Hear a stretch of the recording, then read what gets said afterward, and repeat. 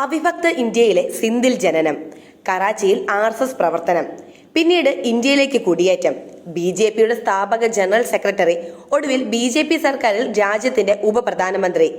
ഈ കാലഘട്ടത്തിലെ ഏറ്റവും ആദരണീയനായ രാഷ്ട്രീയ പ്രവർത്തകനായ ലാൽകൃഷ്ണ അദ്വാനിയെ തേടി 96-ാം വയസ്സിൽ ഭാരതരത്നമെന്ന പരമോന്നത സിവിലിയൻ ബഹുമതി എത്തുമ്പോൾ അതിന് മികച്ചൊരു തെളിവും സാക്ഷിയുമായി ജ്വലിച്ചു നിൽക്കുകയാണ് അയോധ്യയിലെ ശ്രീരാമക്ഷേത്രം.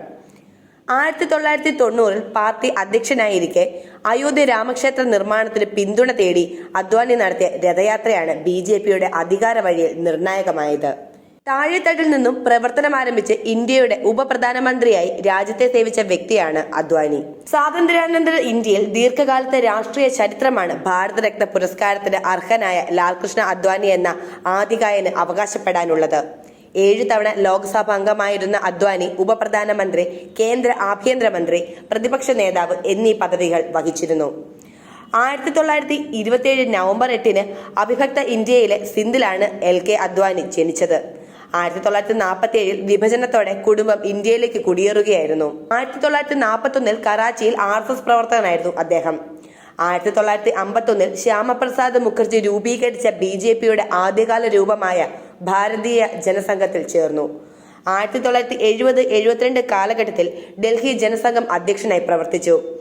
1972-ൽ ജനസംഘത്തിന്റെ ദേശീയ പ്രസിഡന്റായി.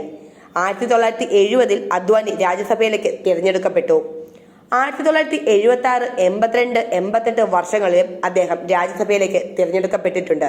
1977-80 കാലഘട്ടത്തിൽ ജനതാ പാർട്ടി ജനറൽ സെക്രട്ടറി ആയിരുന്നു.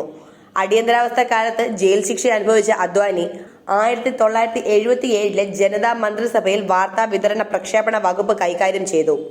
RSSന്റെ മുഖപത്രമായ ഓർഗനൈസർ വാരികയുടെ മുഖ്യ പത്രാധിപരായും സേവനമനുഷ്ഠിച്ചു. 1980-ൽ രാജ്യസഭാ പ്രതിപക്ഷ നേതാവായി. 1980-ൽ BJPയുടെ രൂപീകരണത്തിലും പിന്നീട് അതിന്റെ വളർച്ചയിലും നിർണായക പങ്കുവഹിച്ച അദ്വാനി പാർട്ടി സ്ഥാപക ജനറൽ സെക്രട്ടറിയാണ്. അദ്വാനിയും അടൽ ബിഹാരി വാജ്പേയിയുമാണ് BJP രൂപീകരിക്കുന്നതിൽ മുഖ്യ പങ്കുവഹിച്ചത്. 1986 മുതൽ 91, 1993 മുതൽ 98, 2004-2005 കാലയളവിൽ BJP അധ്യക്ഷനായി. 90കളിൽ രാമജന്മഭൂമി പ്രസ്ഥാനത്തിലൂടെ വൻ ജനപ്രീതി നേടിയ അദ്വാനി നേതാവെന്ന നിലയിൽ ഔന്നത്യത്തിലേക്ക് ഉയർന്നു.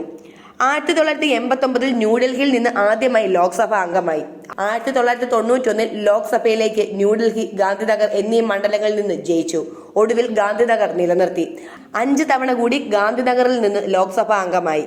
1996-ൽ ഹവാല കേസിൽ കുറ്റപത്രത്തിൽപ്പെട്ടതിനെ തുടർന്ന് ലോക്സഭാ അംഗത്വം രാജിവെച്ചിരുന്നു. 1997-ൽ ഈ കേസിൽ കുറ്റവിമുക്തനായി. അയോധ്യയിൽ രാമക്ഷേത്ര നിർമ്മാണത്തിന് വേണ്ടി രഥയാത്ര നടത്തുകയും BJPയെ അധികാരത്തിലെത്തിക്കാൻ ചുക്കാൻ പിടിക്കുകയും ചെയ്ത അദ്വാനി 1996-ലും 1998-ലും 1999-ലും അടൽ ബിഹാരി വാജ്പേയിയെ പ്രധാനമന്ത്രിയാക്കാൻ പൂർണ്ണ പിന്തുണ നൽകിയിരുന്നു. 2002-ൽ ഉപപ്രധാനമന്ത്രി പദം വരെ എത്തിയ അദ്വാനി വാജ്പേയിക്ക് ശേഷം പ്രധാനമന്ത്രിയാവും എന്ന് കരുതിയിരുന്നതാണ്. 2015-ൽ പത്മവിഭൂഷൺ ബഹുമതി നൽകി രാജ്യം അദ്വാനിയെ ആദരിച്ചു. രാജ്യത്തിന്റെ വികസനത്തിൽ അദ്ദേഹം നൽകിയ സംഭാവനകൾ പരിഗണിച്ചാണ് പരമോന്നത സിവിലിയൻ ബഹുമതി നൽകാൻ സർക്കാർ തീരുമാനിച്ചത്. കൂടുതൽ വാർത്തകൾ അറിയുവാനായി ഈ ചാനൽ സബ്സ്ക്രൈബ് ചെയ്ത് ഫോളോ ചെയ്യുക.